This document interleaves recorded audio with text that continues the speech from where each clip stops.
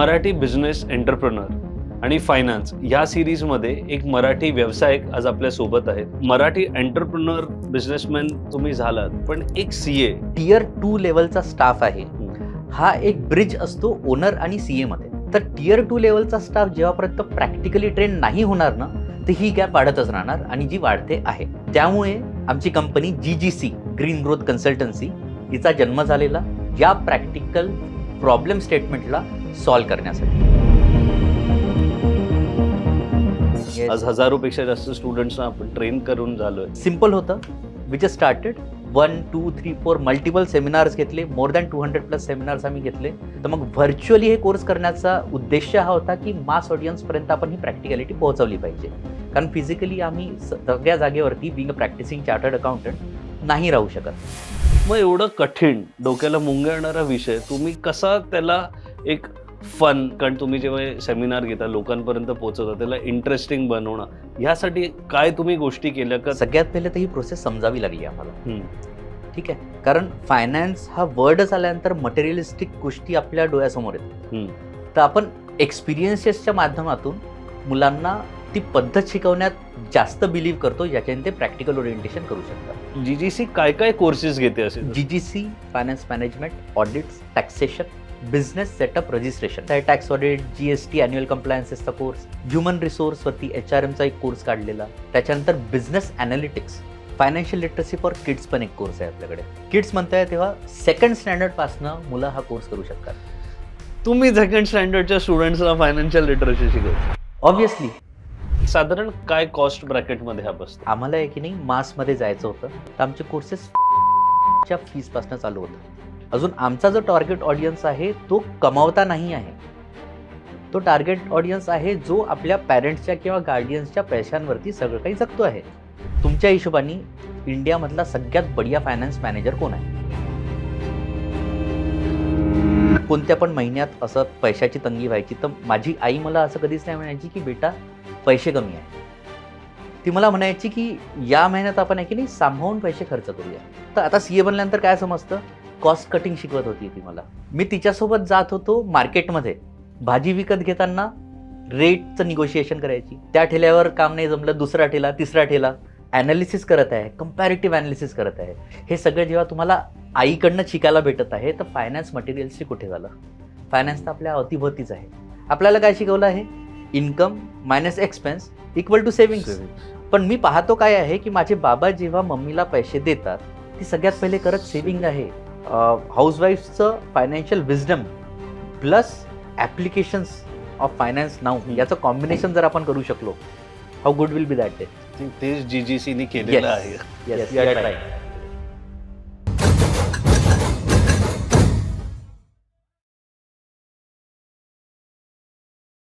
नमस्कार. संवादच्या अजून एका एपिसोडमध्ये तुमचं खूप खूप स्वागत आहे. आज आपल्याकडे अजून एक इंटरेस्टिंग गेस्ट आहे. मराठी बिझनेस एंटरप्रेनर आणि फायनान्स या सिरीजमध्ये एक मराठी व्यावसायिक आज आपल्या सोबत आहेत. ते स्वतः CA आहेत, पण त्या व्यतिरिक्त ते व्यवसायही करतात. अच्छा, व्यवसाय करतात पण कुठला? अकाउंट्स.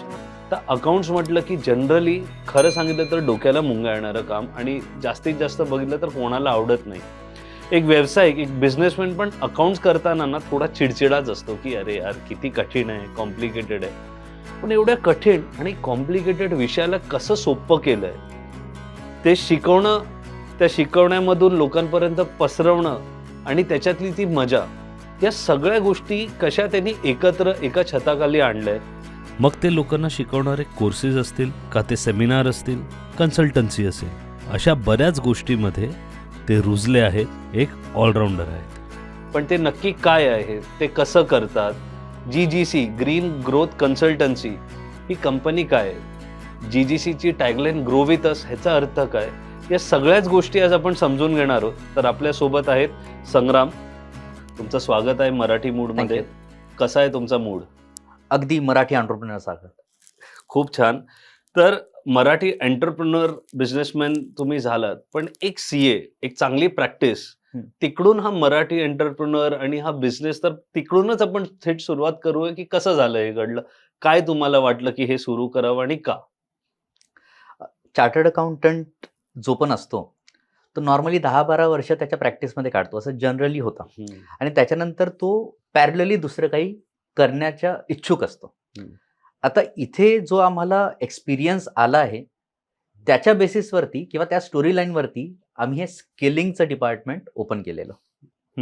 तर जर ती स्टोरी तुम्हाला ऐकायची असेल तर मी तुम्हाला सांगू शकतो आता. सो स्टोरीपेक्षा काय गॅप्स दिसल्या तुम्हाला? कुठे वाटलं Exactly. की तो स्किल जो आहे तो ट्रेंड नाहीये आणि Yes. तुम्ही हे जे कोर्सेस सुरू केलेत, आर्थिक शास्त्राचे म्हणा, इंटरव्ह्यू स्किल डेव्हलपमेंट म्हणा, पर्सनॅलिटी, हे सगळे जे कोर्सेस True. कुठून आले, तर आम्हाला त्या एक्सपिरियन्स बद्दल आणि मग कशी झाली ही सुरुवात ठीक GGC? आहे. आता 12-13 वर्ष आम्ही सीएची प्रॅक्टिस केली. भरपूर साऱ्या मुलांना मुलींना आम्ही एम्प्लॉयमेंट दिलं, त्यांच्यासोबत काम केलं आणि स्टुडंट इंटरॅक्शन्स पण खूप झाले, कारण we were called age faculties. तर तेव्हा स्टुडंटसोबत इंटरॅक्शन्स पण व्हायचे. आता इथे जेव्हा आम्ही आमच्या एम्प्लॉईजला काही पण सांगायचो तेव्हा एक खूप मोठा प्रॉब्लेम स्टेटमेंट आमच्या समोर यायचा नेहमी, की त्यांना नॉलेज तर आहे बट त्याचं इफेक्टिव्ह इम्प्लिमेंटेशन ते करू नाही शकत आहे. ओके. म्हणजे कन्सेप्ट माहिती आहे त्यांना, बट ते एका सिनियरच्या कामी कसे येतील ते त्यांना प्रेझेंट नाही करता येत आहे. Okay. Basically what they are lacking, की जर वर्किंग बनवत आहे तर त्या वर्किंगवरती एका सिनियरनी त्याचं डिसिजन घेतलं पाहिजे. बट आता प्रॉब्लेम काय होतो, की ती वर्किंग इफेक्टिव्ह नसल्यामुळे तो सिनियर परत त्या वर्किंगमध्ये इन्व्हॉल्व होतो आणि वर्किंग स्क्रॅच पासून चालू होते. म्हणजे सोप्या भाषेत म्हटलं, थेअरी त्यांना सगळ्या येतात, प्रॅक्टिकल काय ऍप्लिकेशन आहे ऍप्लिकेशन मध्ये ते गोंधळत. येस. हा. तर हे सगळं आम्हाला समजलं. आता इथे हा जो टियर 2 लेवलचा स्टाफ आहे, हा एक ब्रिज असतो ओनर आणि सीए मध्ये किंवा एका सिनियर मध्ये. तर टियर 2 लेवलचा स्टाफ जेव्हापर्यंत प्रॅक्टिकली ट्रेन नाही होणार ना, तर ही गॅप वाढतच राहणार आणि जी वाढते आहे. बरोबर. त्यामुळे आमची company GGC green growth consultancy हिचा जन्म झालेला या प्रॅक्टिकल प्रॉब्लेम स्टेटमेंटला सॉल्व्ह करण्यासाठी. ओके. सुरुवात झाली, या. तुम्ही फॅकल्टी म्हणून जायचा, तर तिकडे कुठे तुम्हाला असं वाटलं की अरे टीचर म्हणून पण आपण, म्हणजे कारण एक असा पूर्ण कोर्स, त्याच्यानंतर करिक्युलम डिझाईन करणं, कारण हे एक फॅकल्टी म्हणून जाणं का गेस्ट लेक्चरर म्हणून जाणं एक वेगळी प्रोसेस असते, पण इकडे एवढे कोर्स तयार करून आज हजारोपेक्षा जास्त स्टुडंट्सना आपण ट्रेन करून झालोय. तर त्याची जर्नी आम्हाला सांगा की कशी सुरुवात झाली, पहिलं कसं गेलं, तुम्ही इंटरनली जे तुमचे फाउंडर्स आहेत, तुम्ही ती सुरुवात कशी झाली? आता याच्यात बोलण्याचं आहे तर 2 पार्ट्स वेगळे वेगळे आहे. एक सुरुवात आम्ही कशी केली या व्हर्च्युअल ट्रेनिंग मोडमध्ये जायसाठी, आणि सेकंडली त्याचं एक्झिक्युशनचा पार्ट आला. तर पहिले आपण विचार करू की व्हर्च्युअली आम्ही कसं स्वतः गेलो ॲज अ फॅकल्टी. तर आम्ही एक्सपिरियन्स केलं, जेव्हा आम्ही ॲज फॅकल्टी जायचो तेव्हा एक्सपिरियन्स मुलांसोबत जो यायचा त्याच्यात आम्हाला पण भरपूर काही शिकायला भेटायचं. ओके. तर जेव्हा ते प्रॅक्टिकली ट्रेन होत नव्हते तर तेव्हा आम्हाला समजलं ही त्यांची स्पेसिफिक चुकी नाही आहे किंवा एज्युकेशन सिस्टीमची पण स्पेसिफिक चुकी नाही आहे. ही एक सिच्युएशन आहे जिला ॲड्रेस करणं खूप जरुरी आहे. तर आता इथे आमचा जो एक्सपर्टाईज आला होता, 13-14 वर्ष आम्ही प्रॅक्टिस करून चुकलेलो, तर आम्ही तेव्हा विचार केला की आम्हाला काही स्किलिंगमध्ये केलं पाहिजे. मी नॉर्मली स्टेजवर कधी गेलो नव्हतो त्या वेळेला, पण जेव्हा स्टेजवर गेलो तर आय फाउंड इट की ही माझी कॉलिंग आहे. मला असं वाटलं की मी स्टेजवरती मुलांसोबत खूप चांगल्याने बोलू शकतो, त्यांच्यासोबत कनेक्ट होऊ शकतो, आणि तिथून आम्हाला असं वाटलं की आम्ही कॅमेरावरती येऊन हे कोर्सेस जे आहे त्याला एक मीडियम द्यायचा की इफेक्टिव्हनेस तुमच्या त्या टॉपिकच्या अंडरस्टँडिंगचा कसा प्रॅक्टिकली इम्प्लिमेंट करायचा हे तुम्हाला समजू शकतं. आता इथे करिक्युलम शिकवणारा वेगळा आणि प्रॅक्टिकल एक्सपर्टाईज देणारा वेगळा. वेगळेपणा काय आहे, करिक्युलमवाला जो टीचर असतो तो करिक्युलम स्पेसिफिक एक्झाम ओरिएंटेड शिकवतो आहे. बरोबर. पण जो प्रॅक्टिकल व्यक्ती आहे, जो सीए इन प्रॅक्टिस आहे, तो व्यक्ती काय करतो, त्याचे एक्सपिरियन्सेस, डिपार्टमेंटचे एक्सपिरियन्सेस, क्लायंट्सचे एक्सपिरियन्सेस, ऑफिसचे एक्सपिरियन्सेस, हे सगळे एकत्रित करून तो शिकवण्याचा प्रयत्न करतो. तिथून प्रॅक्टिकॅलिटी वाढते. तर सिम्पल होतं. We just started 1, 2, 3, 4 multiple seminars घेतले. मोर दॅन 200+ सेमिनार्स आम्ही घेतले आणि त्याच्यानंतर आम्हाला कॉन्फिडन्स आला की आम्ही मल्टिपल कोर्सेसमध्ये पण जाऊ शकतो. तर मग व्हर्च्युअली हे कोर्स करण्याचा उद्देश हा होता की मास ऑडियन्सपर्यंत आपण ही प्रॅक्टिकॅलिटी पोहोचवली पाहिजे. कारण फिजिकली आम्ही सगळ्या जागेवरती being a practising chartered accountant नाही राहू शकत. तर पॅरलली आम्ही स्किलिंग थ्रू व्हर्च्युअल मीडियम चालू केलेलं. तुम्ही हे जेव्हा 200 सेमिनार्स का जे म्हटलं हे ह्याची सुरुवात कुठे? मुंबई, पुणे, नागपूर ह्याची आम्ही कुठे झाली? सुरुवात केली नागपूरला. नागपूरला. ओके. येस. आणि स्लोली मग आम्ही एक्सपांड झालो मुंबई, पुणे. आम्ही गडचिरोली, चंद्रपूर इथे पण सेमिनार्स केलेले. जस्ट टू अंडरस्टँड की मुलांचा माइंडसेट कसा आहे, फॅकल्टीजचा माइंडसेट कसा आहे, डायरेक्टर्स, मॅनेजमेंटचं माइंडसेट कसं आहे. तर इकडनं एक रिच एक्सपिरियन्स आम्हाला फील्डवरती आला. मग हे सुरुवातीला सेमिनार्स मध्ये जी लोक यायची ती कोण होती? स्टुडंट्स. सगळे स्टुडंट या, होते. मग आता स्टुडंट म्हटलं आणि आर्थिक शास्त्र, फायनान्स हा तसा थोडा डोक्याला जड हा एक विषय येस. आणि तो ना शाळेत नीट शिकवला जातो, कॉलेजमध्ये पण सगळ्यांना शिकवला नाहीच जात. म्हणजे तुम्ही सायन्स आणि आर्ट्सचे जर स्ट्रीम बघितले तर त्याच्यात तर ह्याचं खूपच एकदम मिनिमम का नसल्या तर जमाय. मग एवढं कठीण डोक्याला मुंग्या विषय तुम्ही कसा त्याला एक फन, एक जो सेमिनार, कारण तुम्ही जेव्हा सेमिनार घेता लोकांपर्यंत पोहोचवता त्याला इंटरेस्टिंग बनवणं, ह्यासाठी काय तुम्ही गोष्टी केल्या का? त्या प्रोसेसला कसं रिफाईन केलं? सगळ्यात पहिले तर ही प्रोसेस समजावी लागली आम्हाला. हम्म. ठीक आहे. कारण फायनान्स हा वर्डच आल्यानंतर मटेरियलिस्टिक गोष्टी आपल्या डोळ्यासमोर येतात. हम्म. तर जर आपण परसेप्शन्स बद्दल बोलू, फॉर एक्झाम्पल आपल्याला तिथे ती एक बाई दिसते आहे. हम्म. तुम्ही खूप छान सेटअप केलं आहे. ग्रीन कलरची साडी घातलेली आहे. आता मला तो ग्रीन कलर दिसतो आहे. आता इथे जर डॉग आणि कॅट त्या कलरला पाहत आहे तर त्यांना तो ग्रीन कलर नाही दिसेल, त्यांना तो ग्रे किंवा येलोइश टाइप्स दिसेल. Correct. कारण आपले कलर रिसेप्टर्स वेगळे वेगळे आहेत. हम्म. तर आपला जो एक्सपिरियन्स असतो त्याच्या हिशोबाने आपले परसेप्शन्स बनतात. हम्म. तर जीजीसी नेहमी एका थॉट प्रोसेसवर चालते की आपल्याला आपले परसेप्शन स्ट्रॉंग करायला ते एक्सपिरियन्सेस घेणं खूप जरुरी आहे. ठीक आहे. तर आपण एक्सपिरियन्सेसच्या माध्यमातून मुलांना ती पद्धत शिकवण्यात जास्त बिलीव्ह करतो, ज्याच्याने ते प्रॅक्टिकल ओरिएंटेशन करू शकतात. ओके. काही एक्झाम्पल तुमच्याकडे असतील तर? येस. फॉर एक्झाम्पल आता आम्ही फायनान्शियल लिटरसी खूप जास्त चांगल्याने बिलीव्ह करतो की मुलांना लहानपणापासून फायनान्शियली लिटरेट करायला पाहिजे. जे स्कूल कॉलेजमध्ये जिकडे अपेक्षित आहे तिकडे ते मिळत नाही. एक्झॅक्टली. हम्म. आता ऍक्च्युली नॅशनल एज्युकेशन पॉलिसीने इंट्रोड्यूस केलं आहे फायनान्शियल लिटरसी स्कूलमध्ये पण, कारण त्यांना पण वी आर इव्हॉल्विंग. सगळ्यांना Correct. इव्हॉल्युशनमुळे समजतंय की काय आता नेसेसरी आहे. हम्म. आता जर मी एक नॉर्मल प्रश्न विचारला की तुमच्या हिशोबाने इंडियामधला सगळ्यात बढिया फायनान्स मॅनेजर कोण आहे? नरेंद्र मोदी. कारण सध्या का Okay. महाराष्ट्रात म्हटलं तर Very Devendra strong personality. Fadnavis. म्हणजे व्हेरी स्ट्रॉंग पर्सनॅलिटी.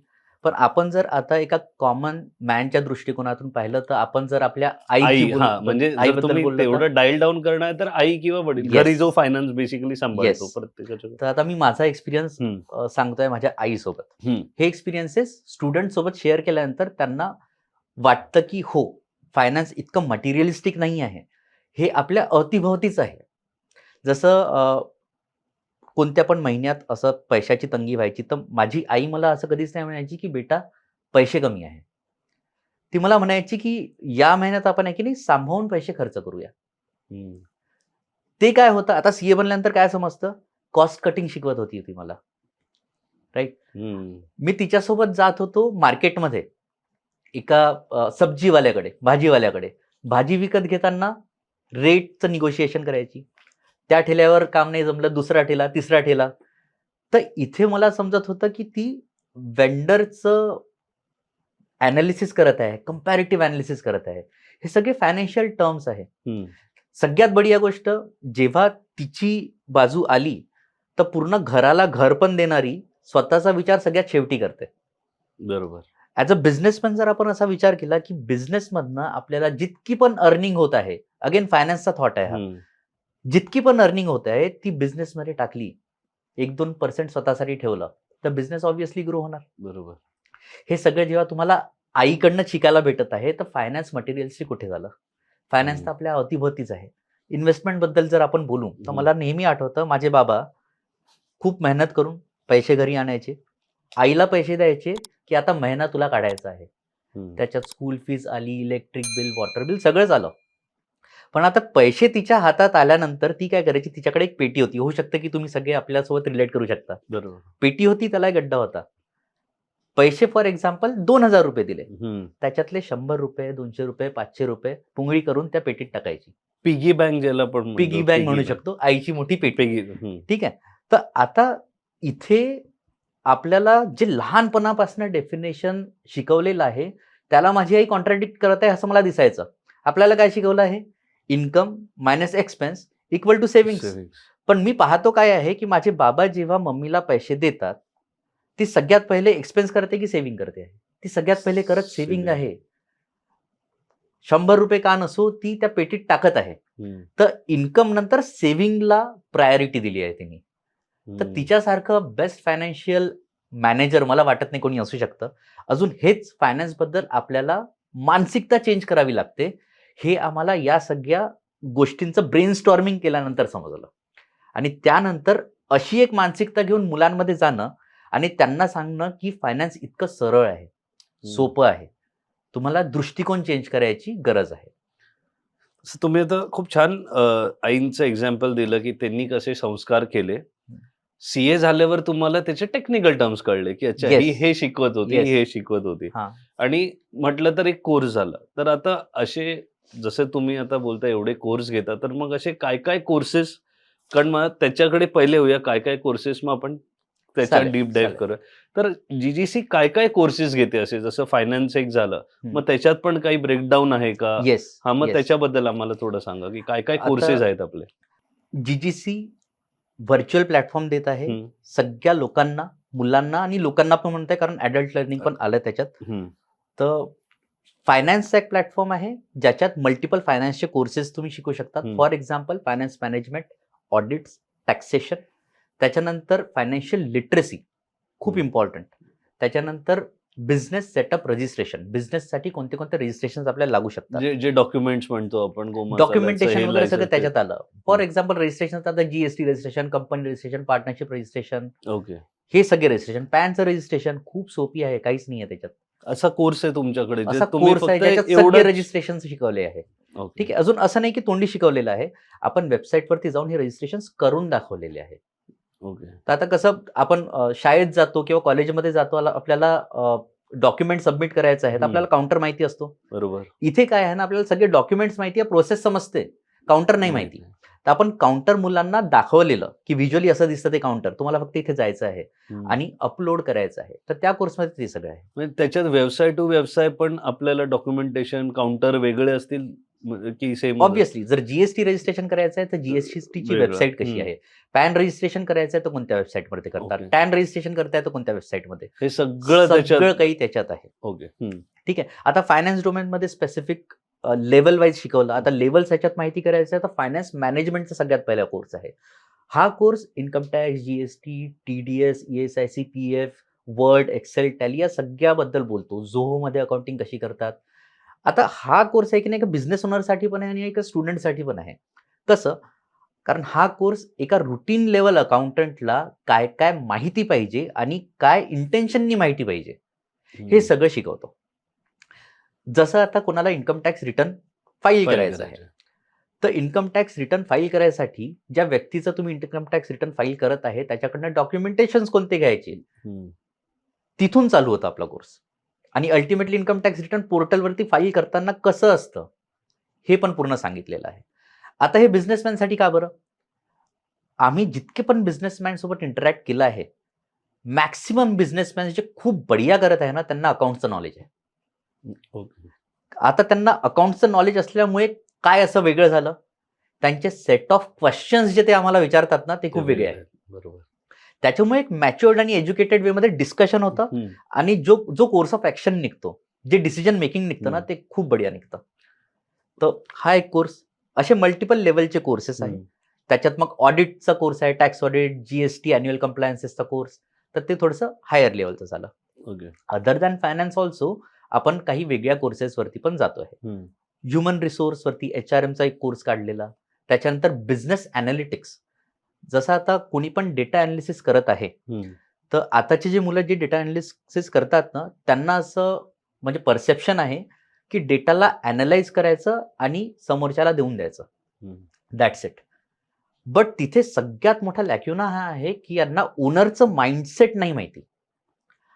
ओनरच्या माइंडसेटनी विचार कसा करायचा हे नाही माहिती. तर हम्म. आम्ही त्यांनाच शिकवतो आहे की या डेटाला एक ओनरला काय पाहिजे या डेटाकडनं, हम्म. ते काय आहे. पूर्णच्या पूर्ण डेटा तुम्ही माझ्याकडे ठेवून दिला तर माझ्या काय कामाचं, काहीच नाही. ओनर काय म्हणतो की या 100 पेजेसमधनं मला एक पेज दे ज्याच्यात त्या पूर्ण 100 पेजेसचं समरी आलेली आहे. ह्याच्याबद्दल एक एक्झाम्पल तुम्ही if you can. Yes sure. हा. फॉर एक्झाम्पल आता माझ्याकडे वर्कफोर्स खूप आहे, हम्म. खूप सारे डिपार्टमेंट्स आहे. आय एम अ बिझनेसमॅन हम्म. For example.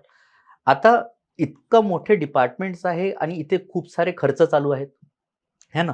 आता मी ॲज अ बिझनेसमॅन थंब रूलच्या हिशोबाने मला डिपार्टमेंट्स माहिती आहे कसे कसे चालू आहे, बट इन डेप्थ नाही माहिती. हम्म.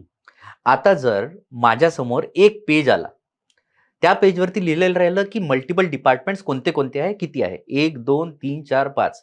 त्या डिपार्टमेंटच्या अगेन्स्ट लिहिलेलं असेल की किती एम्प्लॉईज आहे त्या डिपार्टमेंटमध्ये. हम्म. त्या एम्प्लॉईची सॅलरी जर लिहिली असेल किती आहे हम्म. एका पेजवर, आणि त्या सॅलरीच्या अगेन्स्ट मला त्या डिपार्टमेंटकडनं इन्कम किती होते ही जर लिहिलेली राहिली, तर माझ्याकडे तर पूर्ण एक अँगलच आणला ना की कोणत्या डिपार्टमेंटवरती मी लक्ष दिलं पाहिजे. हम्म. करेक्ट. त्याच्यावरनं हे पण मला समजू शकतं की कोणतं डिपार्टमेंट डायरेक्टली मला रेव्हेन्यूला कॉन्ट्रीब्युट नाही करत.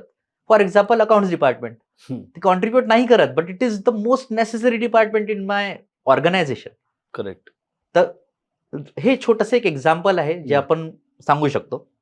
ओके. याला म्हणतात बिझनेस अनालिसिस.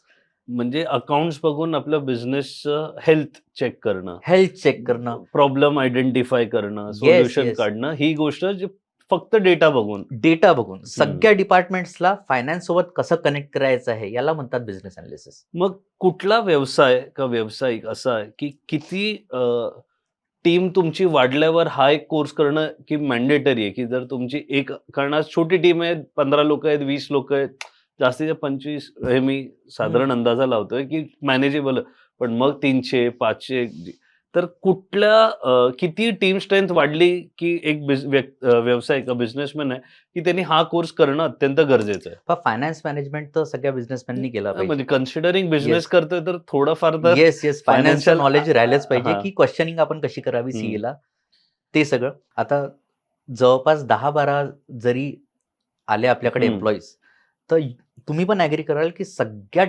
डिफिकल्ट ज्या रिसोर्सला हँडल करणं आहे ते ह्युमन्स आहे. हम्म. करेक्ट. कारण आपण स्वतःचे त्यांचे इमोशन्स एकत्र करून टाकतो. हम्म. तर आपल्याकडे एक कोर्स आहे ह्युमन रिसोर्स मॅनेजमेंट. ओके. HRMचा कोर्स जर तुम्ही एक्सपांड करत आहे, तुमचे एम्प्लॉईज वाढत आहे, टीम वाढत आहे, तर HRMचा कोर्स नक्की करा.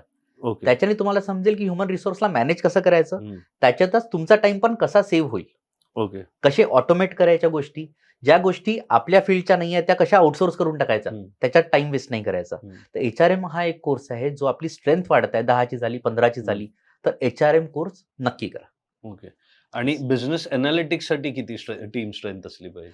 बिझनेस अनालिटिक्ससाठी स्ट्रेंथची गोष्ट नाही आहे, बिझनेस अनालिटिक्ससाठी डेटाची गोष्ट येते. हम्म. खूप सारे बिझनेस ह्यूज दिसतात आपल्याला हम्म. पेपरवरती, बट त्याच्या ट्रान्झॅक्शन कमी असतील. ओके. खूप सारे बिझनेसेस आपल्याला पेजवरती खूप मोठा नंबर नाही दिसत, हम्म. पण त्याच्या ट्रान्झॅक्शन मल्टिपल राहतात. Correct. तर आता कॉस्ट सेव्हिंग करायचं आहे तर business analytics is where data मोठा आहे. It is not about people strength. जेव्हा कुठल्याही व्यवसायाला खूप जास्त डेटा असेल हम्म. त्यावेळेला जो अत्यंत गरजेचा कोर्स आहे तो आहे बिझनेस बिझनेस अनालिटिक्स. अजून आणि ज्या ऑर्गनायझेशन मध्ये मल्टिपल डिपार्टमेंट्स आहे, फॉर एक्झाम्पल मॅन्युफॅक्चरिंग, तिथे बिझनेस अनालिटिक्स गरजेचं. गरजेचं आहे. हॉस्पिटल सेक्टर, हम्म. हॉस्पिटॅलिटी सेक्टर, डिपार्टमेंट्स खूप सारे राहतात मोठ्या मोठ्या लेवलवरती, तर इथे business analytics is very important. म्हणजे हॉस्पिटल म्हटल्यावर प्रत्येक डॉक्टर ज्यांनी स्वतःचं छोटं मोठं हॉस्पिटल वगैरे काढलंय, कारण त्या लोकांसाठी तर हा एकदम अत्यंत गरजेचा गरजेचं आहे. I am not talking about clinic, नाही, hospital हॉस्पिटल आहे. पण प्रत्येक जागेत एक हॉस्पिटल असतं. Yes yes yes. Not clinics, hospital. आता याच्यात छोटासा कारण तो व्यवसाय झाला. व्यवसाय झाला. एक्झाम्पल आपण देऊ इच्छितो की एक व्यक्ती माझ्याकडे आला, ठीक आहे, त्यांनी म्हटलं माझं डोकं दुखत आहे. हम्म. ठीक आहे. तर आता डोक्यादुखीचा कॉज जेव्हा मी ॲज अ इनिशियली डॉक्टरनी अनालाइज केला, तर त्याला जे क्वेश्चनेअर्स विचारले, तर तेव्हा मला समजलं यार येतो गॅस्ट्रो का प्रॉब्लेम आहे. हम्म. तर मग मी त्याला गॅस्ट्रोवाल्याकडे पाठवलं. तर आता बिझनेस एका एंडनी आलेला आहे, गेला आहे दुसऱ्या एंडमध्ये. बरोबर. आता इथे एक्सपेन्सेस तुम्ही कसे कॅटेगराईज कराल. माझ्याकडे आला, मला ते एक्सपेन्स लागले, हम्म. त्याच्याकडे गेला त्याला पण एक्सपेन्सेस लागले. हम्म. आता जो कॅटेगरी आहे माझा, फॉर एक्झाम्पल मी एक नॉर्मल सर्जन आहे हम्म. आणि एक गॅस्ट्रो स्पेशलिस्ट आहे, हम्म. तर सर्जनची कॅटेगरी वेगळी, तर तिथून किती जास्त बिझनेस मला येतो आहे, तो बिझनेस मी कुठे शिफ्ट करतो आहे, हम्म. याचं लिंक लावणं खूप जरुरी आहे. हम्म. त्याच्यानंतरच जो ओनर आहे हॉस्पिटलचा तो समजू शकतो की कोणत्या डिपार्टमेंटवरती आपण किती कसं- लक्ष ठेवलं पाहिजे. ओके. सो हा बिझनेस अनालिटिक्स झालं, HRM झालं, Yes. पुढे कोर्स. इंटरव्ह्यू सक्सेस गाईड नावाचा एक न्यूट्रल कोर्स आहे. हम्म. याच्यात पूर्णच्या पूर्ण स्ट्रीम्स इन्व्हॉल्ड आहे. Okay. Interview success guide is majorly स्टुडंट्ससाठी, किंवा ते लोक जे इंटरव्ह्यू मध्ये डिफिकल्टीज फेस करत आहे, हम्म. किंवा मग असं म्हणू शकतो की सगळ्यांसाठीच ज्यांना स्वतःची कॅपॅसिटी समजत नाही पूर्णपणे. ओके. कारण इंटरव्ह्यू सक्सेस गाईड मध्ये आपण हे सांगितलेलं आहे की तुम्ही इंटरव्ह्यूला फेस कसं करायचं. ओके. स्वतःचे जे सेन्सेस आहे, आता मी जर फ्रेशर आहे हम्म. आणि तुम्ही माझा इंटरव्ह्यू घेताय, तर हम्म. तुमच्यामध्ये आणि माझ्यामध्ये कॉमन काय आहे असा विचार केला तर, तुम्ही एका हुद्द्यावरती आहे, मी नाही आहे, पण कॉमन एक गोष्ट आहे जी सगळ्यात इम्पॉर्टंट आहे. काय? Both are humans may be. Exactly. आता बोथ आर ह्युमन्स. आपल्याकडे 5 सेन्सेस आहे, तुमच्याकडे पण माझ्याकडे पण.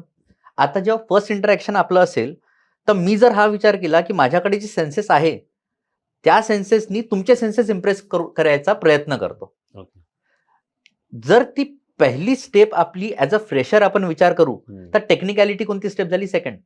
बरोबर. आणि जर तुम्ही कोणाला पण हायर करत आहे, जर तुमचे सेन्सेस इम्प्रेस झाले त्याच्यामुळे, तर तुम्ही ऑब्व्हियसली त्याला सेकंड चान्स द्याल.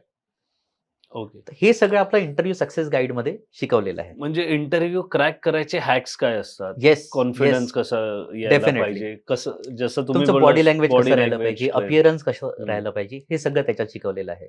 म्हणजे आज खूप कंपन्या आमचे पण बरेच पॉडकास्ट हम्म. चालतात बिझनेस आणि एंटरप्रेन्योर सिरीज, तर भरपूर व्यावसायिकांचा हा एक प्रश्न असतो की चांगले कॅन्डिडेट्स मिळत नाहीत. हम्म. बरेचदा चांगले असले तरी इंटरव्ह्यू मध्ये ते कळून येत नाही की अरे काय केपेबिलिटी आहे. तर अशा सगळ्या लोकांसाठी जे जॉब शोधतायत का जॉब चेंजही करायचा बघतायत, मला वाटतं हा एक खूप इंटरेस्टिंग कोर्स आहे. तुम्हाला आमच्या स्क्रीनवर नाव पण येईलच या सगळ्या Sure. कोर्सेसचं.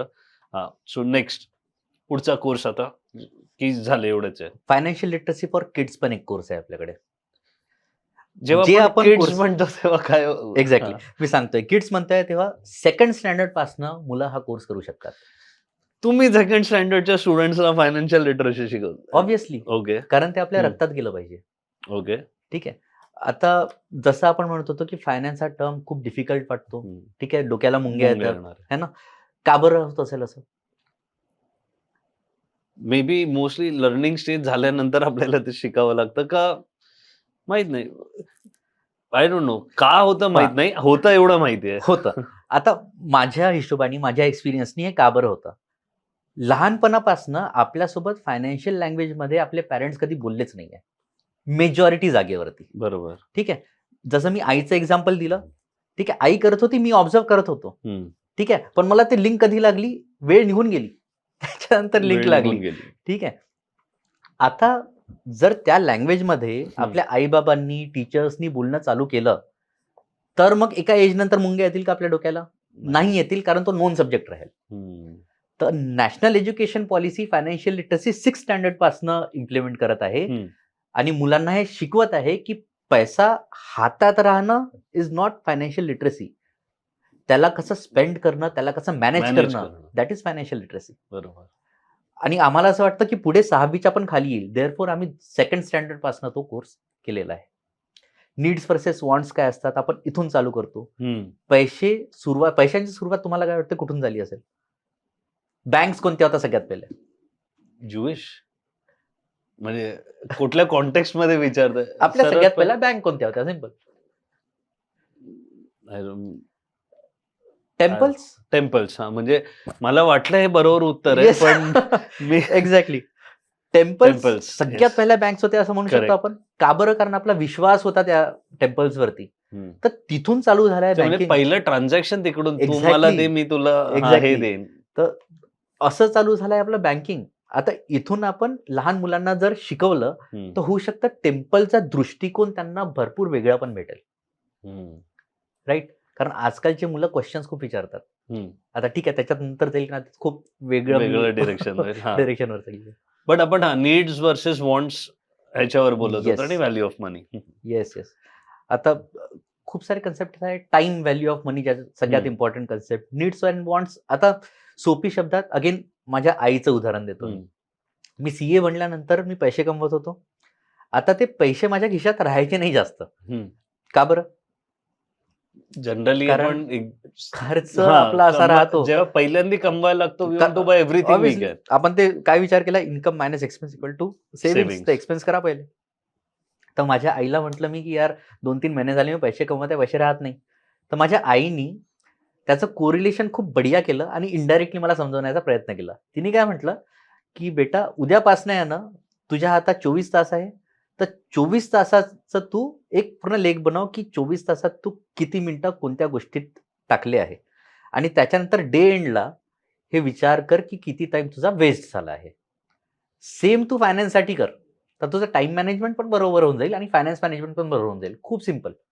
इट इज नॉट की खूप जास्त एज्युकेशन लागतं याला, फक्त एक कॉमन सेन्स लागतो जो आपल्या घरातल्या हाऊसवाईफ्समध्ये खूप जास्त असतो, येस. कारण ते फायनान्शियली लिटरेट असतात. जस्ट इमॅजिन अ डे जेव्हा आपल्याला हाऊसवाईफ्सचं financial wisdom plus applications of finance now याचं कॉम्बिनेशन जर आपण करू शकलो, how good will be that day. I think तेच जीजीसीने केलेलं आहे. Yes, we are trying. Yes.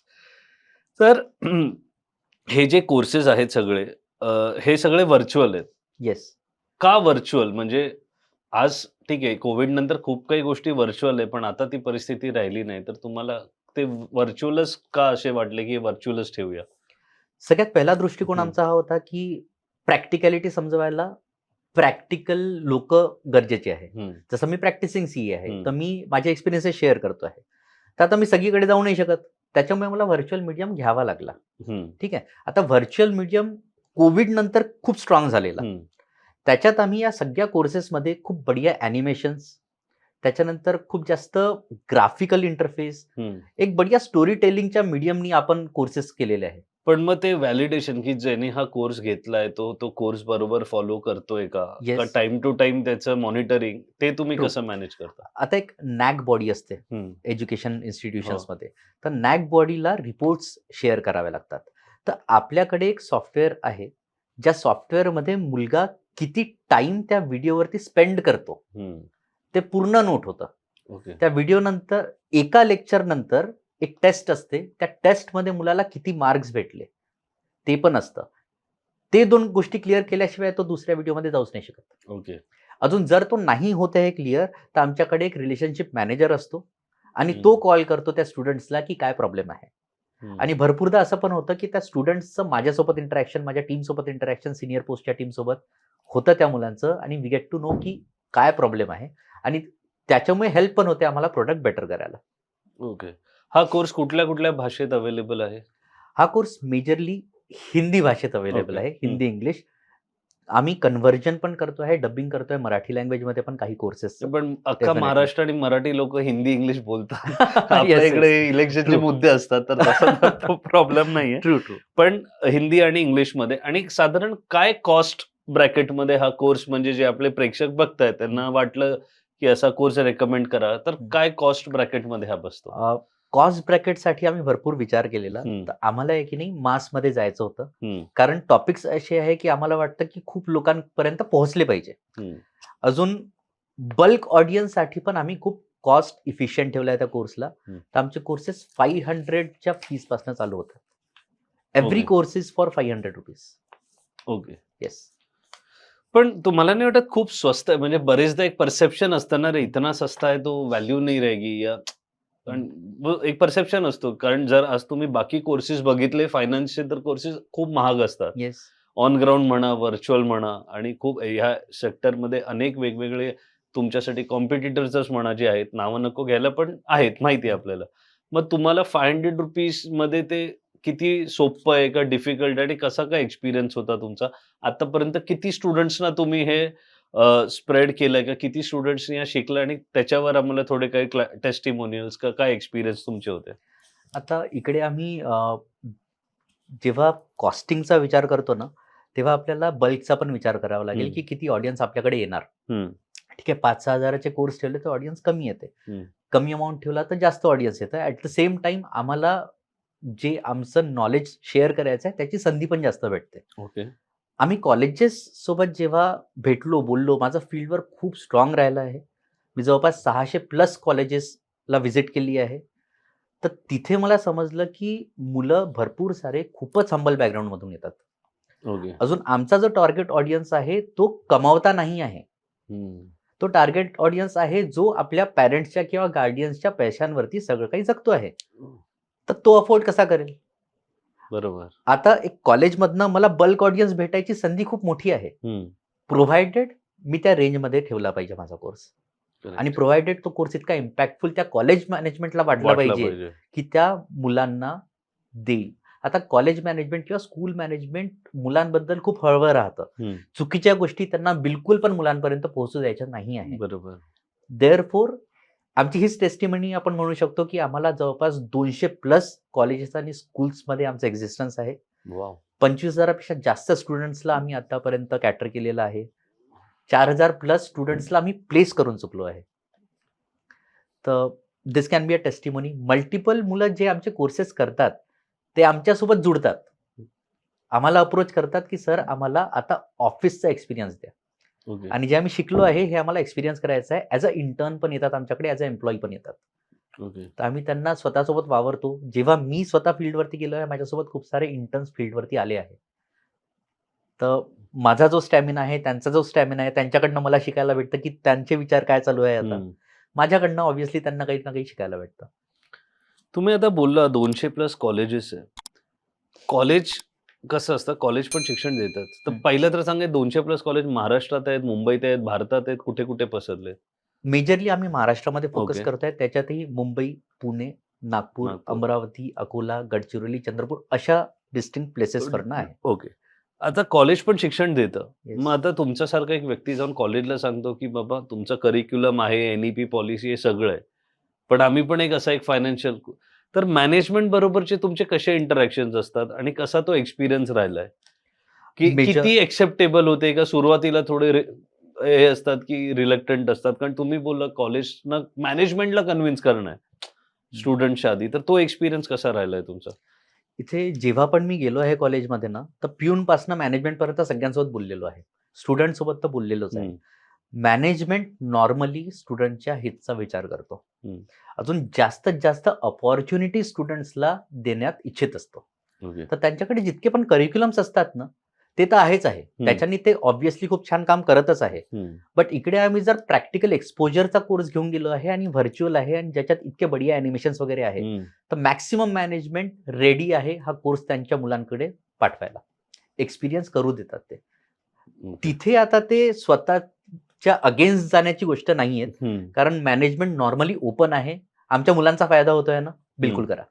थोडे आम्हाला आता तुम्ही एवढे 25,000 एक स्टुडंट बोलला, तर काही स्टुडंट एक्सपिरियन्स आणि जेव्हा तुम्ही शिकवता आणि तुम्ही स्टुडंट्सना घेऊन पण जाता, तर त्याचे काही एक्सपिरियन्स कसा होता तो एक्सपिरियन्स? काही टेस्टिमोनियल आहेत का स्टुडंटचे ज्यांना तुम्ही प्लेस केलंय?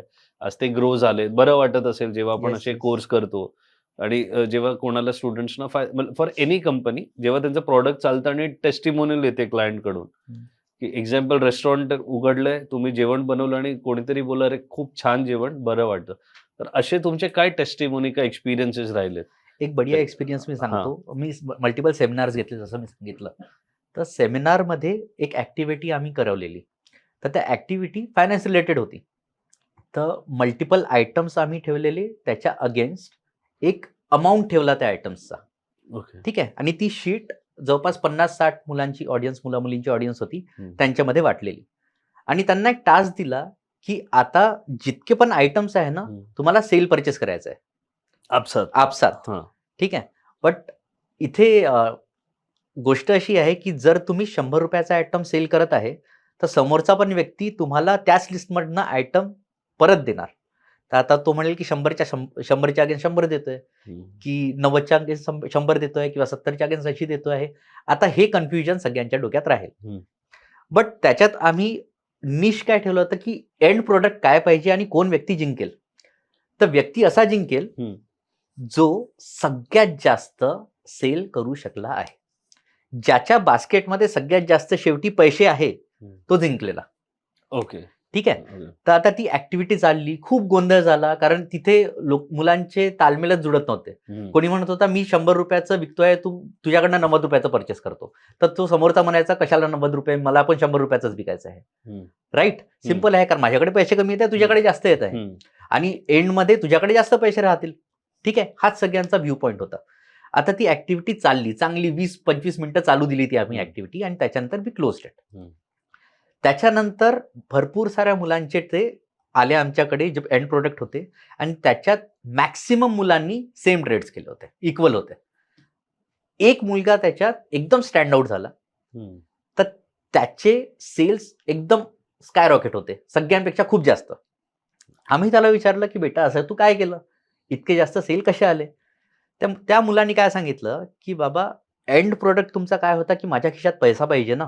आहे कसं आहे, जो व्यक्ती माझ्याकडे आला 100 रुपयाचा सेल करायला, मी 100 रुपयाचा सेल केला, 90 रुपयाची गोष्ट विकून दिली, तर मी कमीनी विकली. ठीक आहे, बिझनेस वाईज डिसिजन नाही आहे हे, चुकीचं. बट प्रोडक्ट काय म्हणतो तुमचा की माझ्याकडे सगळ्यात जास्त पैसे पाहिजे ना, भेटले तुम्हाला. तर त्यांनी पैसे जास्त दिले आणि सेल जास्त आला. सेल जास्त कोणाचा होता? या व्यक्तीचा होता, तर हा जिंकला. पण म्हणजे खूप छान डोकं पण लावलं. Yes yes. आता इथे इतके बढिया टॅलेंट्स आम्हाला पण भेटतात की या टॅलेंट्सला मग असं वाटतं की आपण अपॉर्च्युनिटी दिली पाहिजे. बरोबर. असाच एक आमचा जेव्हा कोर्स केला होता, त्याच्यातून एक डेटा एनालिस्ट व्यक्ती आम्हाला भेटला. मी इंटरव्ह्यूसाठी गेलो होतो, तर त्यांनी म्हटलं की सर हमने आपके कोर्सेस किए है. तर नॉर्मली सीएच्या ऑफिसेसमध्ये तुम्ही डेटा एनालिस्ट मुलं नाही पाहणार जास्त, अकाउंटंट्स, वॉचिंग वाला स्टाफ, हे सगळं भेटतं, मोस्टली आर्टिकलशिप करणारे. तर आम्ही ट्राय केलं त्या डेटा एनालिस्टला, तर त्याला तेव्हा आमचा बिझनेस अनालिस्टचा कोर्स बनलेला. तर आता सगळ्यात आमच्या इकडे प्रोसेसच आता अशी बनली आहे की जो पण आमचा नवीन हायर राहतो मुलगा किंवा मुलगी, ते आमचे कोर्सेस पहिले पाहतात आणि त्याच्यानंतर त्याचं काम चालू होतं. नॉर्मली तुम्ही पाहाल की फायनान्सची ट्रेनिंग आहे की नाही होत कंपनीजमध्ये, सीए फॉर्म्समध्ये. ऑब्व्हियसली फायनान्सची ट्रेनिंग नाही होत, बाकी खूप साऱ्या गोष्टींची ट्रेनिंग होते, पण फायनान्सची ट्रेनिंग नाही होत. आय डोंट नो का बरं. ओके. तर आता आम्ही इथे पॉलिसी बनवली की आमचे हे कोर्सेस पाहतील मुलं आणि त्याच्यानंतर काम करतील. तर या व्यक्तीला आम्ही आमचा पूर्ण बिझनेस अनालिटिक्सचा कोर्स दाखवला. ठीक आहे, पण सॉरी, त्याला नंतर दाखवला.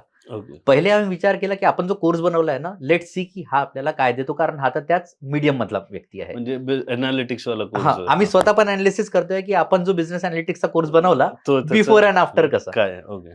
तर त्याच्या पहिले त्या मुलांनी जे पण रिझल्ट दिले ना, त्या रिझल्टचा सेन्स आम्हाला इतका बनत नव्हता.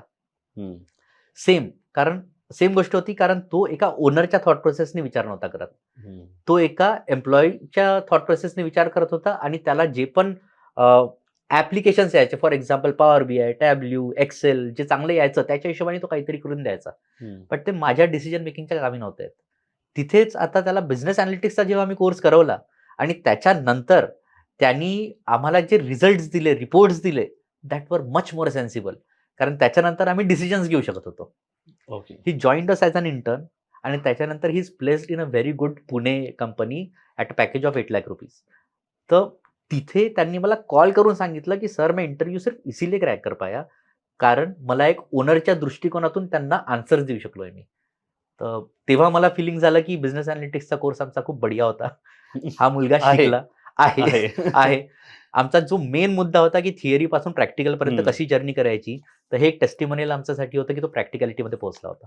पण आता तुम्ही हा जो कोर्स काही ऍक्टिव्हिटी सांगितली, तर मग सेमिनार का वर्गात घेतलेली असेल कुठल्या तरी, मग हे प्रॅक्टिकल जे व्हर्च्युअल जे कोर्स स्टुडंट करतात त्यांना हा एक्सपिरियन्स कसा येईल, त्यांनी कसा घ्यायला पाहिजे? येस, तर ऍक्टिव्हिटीज आम्ही कधी करतो, जेव्हा आम्ही सेमिनार घेतो. ओके. मी सगळ्या कॉलेजेसला ही रिक्वेस्ट करतो की जे कोर्सेस आहे, मुलाचं इंटेन्शन कसं राहतं की मल्टिपल कोर्सेस येतात बा, हा पण अजून एक कोर्स आहे, तर मला एकदा मुलांसोबत इंटरॅक्शन करू द्या, मला त्यांना इंटेंट ऑफ द कोर्स सांगू द्या. तर मी सगळ्यात पहिले एक सेमिनार घेतो, मुलं बसलेले राहतात, त्यांना मी इंटेंट सांगतो की कोर्स काय आहे, कशाबद्दल आहे आणि तुमच्याकडनं काय एक्सपेक्टेड आहे. ओके. त्याच्यानंतर आम्ही व्हर्च्युअली त्यांना हा कोर्स पूर्ण देऊन देतो. ओके. असं हे स्टुडंट्सचं झालं, हा फक्त स्टुडंटसाठी नाहीये. येस, हा कोर्स सगळ्यांसाठी आहे. येस. मग जे स्टुडंट्स नाहीयेत की कुठल्या कॉलेज का शाळेशी असोसिएटेड नाहीत की ज्यांना ते सेमिनार, मग त्या लोकांना त्यांनी कसं अप्रोच करायचं का त्यांना तो व्हर्च्युअल कोर्स घेतल्यावर प्रॅक्टिकल एक्सपिरियन्स कसा मिळणार तिथे GGC आम्ही कडून? त्यांना every Saturday virtually live interaction असतं त्यांच्यासोबत. अच्छा, ओके. तर लाईव्ह इंटरॅक्शनसाठी आमच्या ॲप्लिकेशनमध्येच एक लिंक जनरेट होते आणि जितक्यांनी पण कोर्स घेतलाय त्यांना जाते. सगळेच्या सगळे लोक त्या सॅटर्डेला लाईव्ह इंटरॅक्शन आमच्यासोबत व्हर्च्युअली करू शकतात. तर दॅट इज वन थिंग जिथे ते आमच्यासोबत डायरेक्टली भेटू शकतात. ओके. आता आपण एवढं बोलतोय आणि सध्या तुम्ही एक बघितलं जेनझी हा एक ट्रेंड आहे, शब्दाच एक ट्रेंड आहे. जेनझी असे जेनझी म्हणजे जेनझी बद्दल बोलतात दर काळात पुढची पिढीला एक पर्स्पेक्टिव्हनी बघायची सवय आहे का एक लेन्स मधून बघता. तुम्ही आत्ताची जेनझीला काय पर्स्पेक्टिव्हनी बघता की त्यांचे विचार कसे आहेत, त्यांची रियालिटी कनेक्ट कारण त्यांच्यासाठी डिजिटल आल्यामुळे खूप काही एक्सपोजर म्हणजे त्यांना जेवढं एक्सपोजर मिळालंय मे बी त्यांच्या आधीच्या जनरेशन्सला तसं नव्हतं मिळालं. मग जेन्झीचा माइंडसेट काय आहे? या गोष्टीवर फायनान्शियल का कुठल्याही बाबतीत तुम्ही Okay. कसं बघता त्याला? तर आता हा खूप म्हणजे एकदम गहन टॉपिक बद्दल तुम्ही बोलत आहे. काय टॉपिक? गहन टॉपिक गहन, एकदम डीप टॉपिक आहे हा एकदम. हा. तर याबद्दल ठीक आहे, मी माझ्या एक्सपिरियन्सेस सांगतो. Experience ठीक आहे, वर, हा. कारण थोडंसं जास्त ऐकावं लागेल तुम्हाला याच्यात. नाही नो ठीक आहे. प्रॉब्लेम. आता मी फील्डवरती जसं सांगितलं तुम्हाला भरपूर जास्त ऍक्टिव्ह होतं. 2-3 वर्ष झाले, 3 वर्ष झाले इनफॅक्ट मी आहे फील्डवरती. हम्म. तर 6-7 महिने जे माझे गेले, हम्म. तर तिथे कॉलेज इंटरॅक्शन पण झालं, स्टुडंट इंटरॅक्शन पण झालं. हम्म. तर भरपूर साऱ्या कॉलेजेसमध्ये इंटरॅक्ट केल्यानंतर मला पण आणि कॉलेजवाल्यांना पण असं वाटत गेलं की इतकी रिस्पॉन्सिबिलिटी आता नाही आहे यांच्यामध्ये. ते इतके जास्त रिस्पॉन्सिबिलिटी का रिस्पॉन्सिबल? Responsibility responsibility. रिस्पॉन्सिबिलिटी नाही आहे. इतके जास्त स्ट्रॉंग माइंडेड नाही आहे. थोडेसे डिसऑर्टेड आहे. ठीक आहे, खूप साऱ्या गोष्टी वाटत होत्या. बट तो सिनॅरिओ नव्हता. जेव्हा मी 6-7 महिन्यानंतर अजून जास्त याच्यात गेलो, या थॉट प्रोसेस मध्ये पण मी खूप जास्त वावरलो, खूप डीप थिंक केलं, तर तेव्हा मला काही गोष्टी समजल्या. एक एक्झाम्पल थ्रू समजवतो. आपल्या पिढीला आपले आईबाबा काहीतरी म्हणत आले, त्यांच्या पिढीला त्यांचे आईबाबा काहीतरी बरोबर. म्हणत आले. आता एक सिच्युएशन सेम आहे, त्या सिच्युएशनला अनालाइज करून पाहू की मी माझ्या पॅरेंट्सला एक क्वेश्चन विचारला. ठीक आहे, त्यांनी एक उत्तर दिलं, मला पटलं असेल किंवा नको पटलं असेल, मी ते एक्सेप्ट करून टाकलं. फॉर एक्झाम्पल की हा धागा कशाला आहे बा. ठीक आहे, त्यांनी सांगितलं की आमच्या आईबाबांनी सांगितलं होतं, मी सांगतो म्हणून ओके. घाल. ठीक आहे, एवढ्यामध्ये आपण सिम्पल. ठीक आहे, agree झालो. एक्सेप्टन्स माझं खूप चांगलं, कारण एक्सपोजर खूप कमी, राईट. तर आताची जी पिढी आहे त्या पिढीने काही क्वेश्चन विचारले आणि आपण त्यांच्या लॉजिकला चॅलेंज न करता काही पण वेंधळे आन्सर दिले जे लॉजिकल नाही वाटत आहे त्यांना, तर ते डिसेंगेज होतात. बरोबर. करेक्ट. ते माझ्यासोबत डिसेंगेज होऊन जातात. सेम पॅरेंट्स सोबत, टीचर्स सोबत, मॅनेजमेंट सोबत, त्यांच्या पियर्स सोबत डिसेंगेजमेंट वाढतं, कारण एक्सेप्टन्स खूप कमी आहे आणि क्वेश्चनची इंटेन्सिटी खूप जास्त आहे. ओके. त्यांना प्रॉपर आन्सर्स पाहिजे. आपण त्यांना प्रॉपर आन्सर्स नाही देत आहे आणि त्याच्यामुळे ते जर इकडे तिकडे भटकत आहे, तर याच्यात चुकी त्यांची थोडी आहे.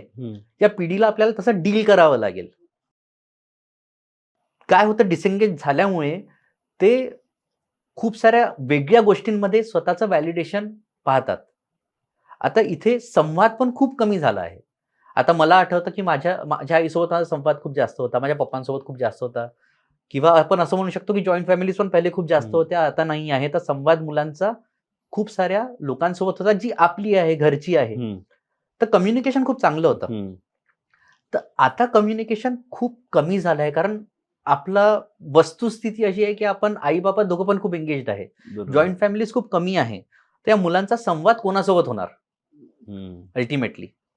तिथेच जर आपण विचार केला की जी आपली शिक्षण प्रणाली होती पहिलेची, तर त्याच्यात जर गुरुकुलची गोष्ट करू आपण, तर तिथे इव्हन पॅरेंट्स ऑल्सो अँड गुरु पण, ते मुलासाठी मुलीसाठी एक गुरु पण राहायचा, एक पॅरेंट पण राहायचा, एक पियर पण राहायचा.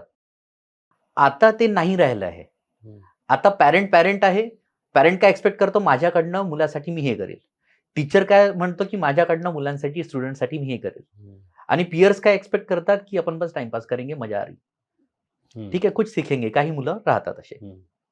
तर आता इथे डिसएंगेजमेंटमुळे तो मुलगा किंवा मुलगी हा विचार करतो की पॅरेंट्सकडनं मला काय भेटू शकतं, टीचरकडनं काय भेटू शकतं आणि माझ्या पियरकडनं काय भेटू शकतं. ओके. ठीक आहे, सिंपल गोष्ट आहे.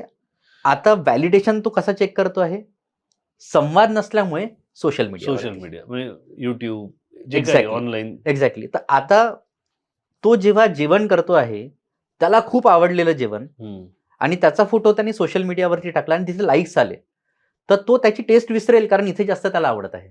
म्हणजे ज्या फोटोला जास्त लाईक आले ते चांगलं आहे. ते चांगलं वाटत आहे, पण त्या फूडची टेस्ट विसरला तो. पुढची हम्म. टेस्ट चांगली होती. आपण प्रेझेंट वस्तुस्थितीचा विचार न करता आपण एका बबलमध्ये येऊन गेलो आहे, खरं आहे. जिथे आपण सेन्स ऑफ व्हॅलिडेशन विचार करतो आहे स्वतःचा. हम्म. तर यामुळे हे मुलं इतके आयसोलेट होत आहे. हम्म. आता याच्यावरती जर आपण WHO चे रेकॉर्ड्स चेक केले किंवा अ, किंवा जे पण ब्युरोज आहेत, NARCचा ब्युरो आहे, हम्म. तर त्याच्यात आपण जर चेक केले ना, तर रेकॉर्ड्समध्ये काय म्हणतात की सुसाईड्स खूप वाढत आहे. हम्म. जवळपास वर्ल्ड वाईड 7 लाखाच्या वरती सुसाईड्स होतात. 13,000च्या जवळपास 2022 मध्ये इंडियामध्ये सुसाईड झाले स्टुडंट्सचे तुम्ही बोलता की in general? In general. Okay. आता जर आपण विचार करू अकॅडमिक आणि करिअर प्रेशरमुळे 2,000च्या जवळपास सुसाईड झाले आहेत. बापरे. तुम्ही जर विचार करा, इथे एखादा ऍक्सिडेंट झाला, काही मिसॅप झाला, नॅचरल कॅलॅमिटी आली किंवा एक अटॅक झाला, तिथे 2,000 लोक मरतात का एकदम? नाही, इथे दरवर्षी 2,000 लोक मरत आहेत. म्हणजे साधारण 4 ते 5 लोक स्टुडंट्स डेली. येस, खूप जास्त मोठा फिगर झाला ना. आणि 13,000 सुसाईड म्हणजे 35 लोक डेली, राईट? तर किती मोठी गोष्ट आहे जी आपण अशीच एक्सेप्ट करून टाकलेली. याच्यावरती मला नाही वाटत खूप जास्त बोलणं झालेलं आहे. आणि हे सुसाईड्स आता वाढू पण शकतात, कारण आयसोलेशन मध्ये मुलं खूप जास्त चाललेलं आहे, बिकॉज संवाद कमी झालेला आहे. अजून ह्युमन टू ह्युमन संवाद पाहिजे असतो. सोशल मीडिया वेबसाईटवरती 10 लोक जे म्हणत आहे ते आपल्याला सत्य वाटत लागतं, कारण तो आपला एक्सपिरियन्स आपल्याला खूप छान वाटतं. बढिया, मेरे को validation व्हॅलिडेशन इंटरनली फॅमिली मधून यायचं ते आता नाही असल्यामुळे तो व्हॅलिडेशन कमी आहे. कमी कमी आहे. झालंय. खूप सारे लोक प्रयत्न हम्म. भरपूर करत आहे, hmm. But fact of the situation ही आहे की खूप कमी झालेलं आहे. सो आता आपण जेनझी बद्दल बोललो, मग आपला कोर्स का हाऊ जीजीसी त्यांना कशी मदत करतो का करू शकतो? जीजीसी टॉपिक्स मध्ये मदत हा. करत आहे. ठीक आहे, how they can be employable, हम्म. या सगळ्या गोष्टींमध्ये आणि मदत जे करत तुमचं स्टुडंट 1-on-1 जे इंटरॅक्शन Yes. होतं ते. आता त्याच्यात ही सिच्युएशन तर आहे. हम्म. याच्यात तुम्ही स्टुडंटला दोष नाही देऊ शकत, सिस्टमला दोष नाही देऊ शकत, Parents पॅरेंट्सला ला दोष नाही नाही. देऊ शकत. सगळेजण या सिस्टमचा पार्ट बनले आहेत, सिच्युएशनचा पार्ट आहे. आता सगळ्यांची रिस्पॉन्सिबिलिटी बनते की त्याला टॅकल कसं करायचं. हम्म. आता जितकी माझी समज आहे, सगळ्यांनी रिस्पॉन्सिबिलिटी याला समजलं पाहिजे. हम्म. आता फॉर एक्झाम्पल स्टुडंट्सनी कसं समजलं पाहिजे, आपण तिथून चालू करू. ओके. स्टुडंट्सला पॅरेंट्सकडनं एक प्रॉपर लॉजिकल रिझनिंग नाही भेटत आहे कोणत्या हम्म. गोष्टीचं. याचा अर्थ हा नाही आहे की पॅरेंटला इंटेन्शन्स चुकीचे आहे त्याच्याबद्दल. ओके. ठीक आहे, नॉर्मली जेनझी किंवा टिन्स आता काय होणार आहे, होऊ किंवा जे डेव्हलपिंग कंट्रीजमध्ये आपण पाहतोय already, they get against there parents. एकदमच इमोशनल शिफ्ट होऊन जातो त्यांचा. हम्म. ते म्हणतात की नाही, तुम्ही समजूनच नाही घेत. रादर दॅन आपण त्याला हे म्हणू शकतो की यार, मला असं वाटतं, पण आपण याबद्दल अजून स्टडी करू का, विचार करू का, ही लॉजिकल एक्सप्लेनेशन तुला वाटत आहे की नाही वाटत आहे, मला थोडासा क्वेश्चन आहे, आपण दोघं मिळून स्टडी करू का. ओके. आपण असा संवाद वाढवून, म्हणजे पॅरेंट असा संवाद वाढवू शकतात, at the same time student पण हा विचार करू शकतं की यांची इंटेन्शन चूक नाहीये, हम्म. यांची मेथड होऊ शकते वेगळी आहे, किंवा यांना एक्सपोजर इतकं नाही आहे की ते एक रॅशनल आन्सर देऊ शकत आहे. ॲट द सेम टाइम जेव्हा टीचिंगमध्ये आपण विचार करू, तर टीचर्स स्टुडंट्सला घेऊन चालले आहे. आता इथे मुलगा मुलगी नेहमी फ्रेंड एक्सपेक्ट करतो आहे, फ्रेंडचं नेचर एक्सपेक्ट करतोय बेसिकली, पॅरेंट्सकडनं पण आणि टीचर्सकडनं पण. ते नेचर जर तुम्ही एस्टॅब्लिश करू शकले, तर तिथे तो तुम्हाला मेंटर पण बनवेल आणि तिथे तुमच्याकडनं तो शिकेल पण. ती प्रोसेस थोडी लांब आहे, पण ती प्रोसेस नक्की काम करेल. रादर दॅन की आपण करिक्युलम शिकवत आहे किंवा आपण पॅरेंटिंगमध्ये यार तर मॅथ्स में कम क्यों आहे, मॅथ्स शिक. इंग्लिशमध्ये त्याला 90 भेटत आहे 100 मधून, मॅथ्समध्ये 60 भेटले, तर आपण मॅथ्स शिकवतोय त्याला खूप जास्त. तुम्हाला नाही वाटत का की आपण थोडीशी विचारधारा चेंज केली पाहिजे आणि आपल्याला समजलं पाहिजे सगळ्या मुलांना वेगळं वेगळं येतं, राईट. कोणी मॅथ्समध्ये चांगला, कोणी इंग्लिशमध्ये चांगला. तर आपण जर असा विचार केला, ठीक आहे मॅथ्समध्ये नाही येत आहे ना, त्याला थोडं बहुत इम्पॉर्टन्स नाही, पास होना है अपने को, पण यार तेरा इंग्लिश बहुत अच्छा है, तर इंग्लिशकडे जास्त लक्ष देऊया आपण. आणि काय करू शकतो इंग्लिश, काय करू शकतो इंग्लिशमध्ये. जर असा आपण टोन सेट केला तर त्या मुलाला पण खूप जास्त डॉमिनेटिंग फील नाही होणार, प्रेशर फील नाही होणार. अजून तुमचं जर असं वावरणं राहिलं मुलासोबत, तर त्याच्या लाईफमध्ये जेव्हा काही इश्यूज येतात तर तो ओपनली तुमच्यासोबत शेअर करू शकेल. Same goes with teachers also. जर अशा टाईपच्या आपण मेथडॉलॉजी एक दुसऱ्यासोबत इंटरॅक्ट करायसाठी अप्लाय केल्या तर एनर्जीज खूप चांगल्या ट्रान्सफर होतील एक दुसऱ्याला. अजून तिथेच आपण जेनझीला प्रॉपरली ॲड्रेस करू शकू आणि ते पण आपल्याला एका रॅशनल लेवलवरती पाहू शकेल. नाही तर खूप मोठा डिफरन्स येणार आहे. खूप चांगलं. आज 20-25 हजार स्टुडंटशी इंटरॅक्ट केल्यावर एक जेनझीचा एक वेगळा पर्स्पेक्टिव्ह तुम्ही पालकांसमोर, शिक्षकांसमोर आणि एकंदरीत परिवारासमोर ठेवलंय, की आज काय जेनझी विचार करतोय, कसा करतोय आणि कसं टॅकल करायचं. थोडं आपल्या विषयाकडून आपण बाहेर होतो, पण हा अत्यंत गरजेचा विषय आहे. येस. आपण बोललो. सगळं छान आहे. आता थोडं मराठी मूड आहे आणि जसं मराठी मूडवर व्यवसाय, बिझनेस, एंटरप्रेन्योर आपण Yes, करतो. yes, आपण मराठीमध्ये जास्त व्यावसायिक, बिझनेस, एंटरप्रेन्योर बघत नाही. म्हणजे जसं बोललो, की अडाणी सगळं घेतोय, अंबानी सगळं घेतोय, ठीक आहे. आज कुठलाही मराठी व्यवसाय एवढा मोठा नाही आहे, की त्याचं नाव पण जसे एकेकाळी किर्लोस्कर होते. तर कुठेतरी मराठी लोकांमध्ये ते risk taking ability, financial literacy ही सगळी मिसिंग आहे. मिसिंग आहे का कोणी शिकवलं नाही वगैरे. तर हा खूप मराठी स्पेसिफिक प्रश्न आहे, हा जनरल नाही. तर मराठी युवकांमध्ये जर त्याची प्रेरणा द्यायची आहे, का मराठी युवकांना काय आपण अशा काय गोष्टी सांगू शकतो, की ज्या करून त्यांची पण इच्छा होईल, की यार आपण पण लिटरसी, फायनान्शियल म्हणजे लिटरसीकडे गेलं पाहिजे, व्यवसायाकडे गेलं पाहिजे. मराठी युथबद्दल का मराठी युथला तुम्ही काय सांगाल? मराठी युथला हे सगळ्यात प्राथमिकता समजावं लागेल, की आपण किसीचे कमी नाही. आपण कोणापेक्षा कमी नाहीये. ते त्यांना माहिती आहे. आपण प्रॉब्लेम आहे ते जास्त माहिती आहे. आपण कशाचं काम नाही. ठीक आहे, पण माहितीच आहे. हां. सुरुवात तर आहे. येस. आता इथे हे माहिती असल्याने होणार तर नाहीये काही. हं. आपल्याला समजावं लागेल, की मराठी बिझनेसमॅन्स जसं किर्लोस्कर, कल्याणी ग्रुप मोठे आहेत. आहेत. ते का बरं होऊ शकले? हं. मेजरली मराठी माणसासाठी बॅकिंग कमी असते. हं. तर काही गोष्टी खूप जास्त अडॅप्ट कराव्या लागतील, ज्याच्याने आपण खूप चांगलं एक बिझनेसमॅन बनू शकतो. For example, obviously financially literate चांगल्याने व्हावं लागेल. लहानपणापासून आपल्या मराठी बॅकग्राऊंडमध्ये जास्तीत जास्त आई बाबा आहे की नाही जॉबमध्ये आहे. तर ते बिझनेस अॅक्युमेन तो ऑटोमॅटिक ट्रान्सफर होत नाही. बरोबर. ठीक आहे. तर आपल्याला बिझनेस अॅक्युमेनची स्टडी जास्त चांगल्याने करावं लागेल. आपला फ्रेंड सर्कल असा ठेवावा लागेल ज्यांच्याकडे बिझनेस होतो बरोबर. त्यांच्याकडनं शिकायचं आणि ते इम्प्लिमेंट करून पाहायचं. आणि सगळ्यात इम्पॉर्टंट तर आपण आहे की नाही खूप जास्त शॉर्टकट्समध्ये जातो. शॉर्टकट्स सोडणं आणि लॉंग टर्म व्हिजन ठेवणं हे खूप गरजेचं आहे. तर लॉंग टर्म व्हिजन आपल्याला आलं पाहिजे. शॉर्टकट्स बिलकुल निग्लेक्ट करून टाका. मेहनती आपण ऑलरेडी आहे, पण त्या मेहनतीची डायरेक्शन आपण पैशाकडे न ठेवता सॅटिस्फॅक्शनकडे ठेवतो. खूपदा आपण म्हणतो काम मी खूप चांगल्याने करेल, पण आपल्याला खूप चांगलं काम पण करायचं आहे, खूप चांगला बिझनेस पण करायचा आहे आणि असा विचार करायचा आहे की मी 100 लोकांचं आयुष्य अजून चांगलं करू शकतो. तर हा लॉंग टर्म व्हिजन ठेवून जर आपण तसं दृष्टिकोनातून काम केलं तर एका डिसिप्लिन मॅनरनी बिझनेस करून आपण खूप समोर जाऊ शकतो. खूप छान. आणि मराठी युवक जर तुम्ही बघत आहात तर खरंच छान सांगितलंय संग्राम यांनी. आणि त्यांचे कोर्सेस आहेतच तुम्हाला मदत करण्यासाठी आणि Definitely. ग्रो करण्यासाठी. थोडे फायनान्शियल मिथ्स बद्दल बोलूया, की Yes. घर घ्यायचे, 1 घर, 2 घर, 3 हम्म. घर, मग शेअर मार्केटची भीती, का सोनं म्हटलं की सोनं, चांदी भाव.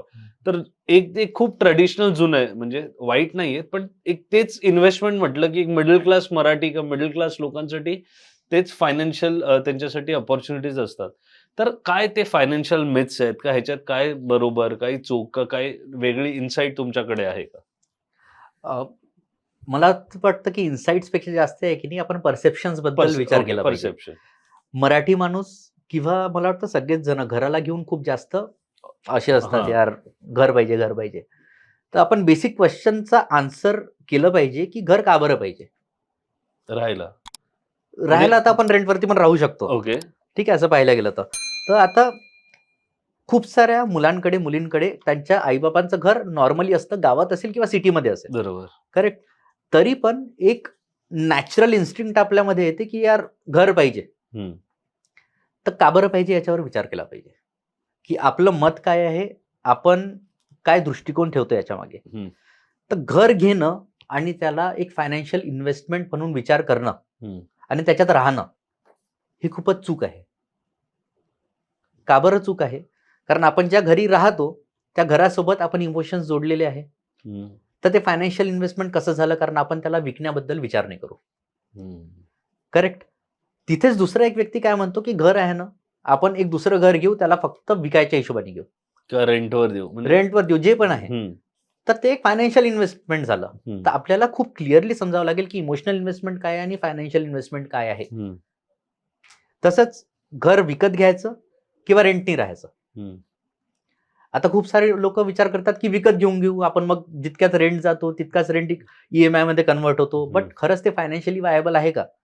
किंवा मग त्याच्या जागेवरती तुम्ही दुसरं कोणतं इन्व्हेस्टमेंट केलं तर काय होऊ शकतं? हम्म.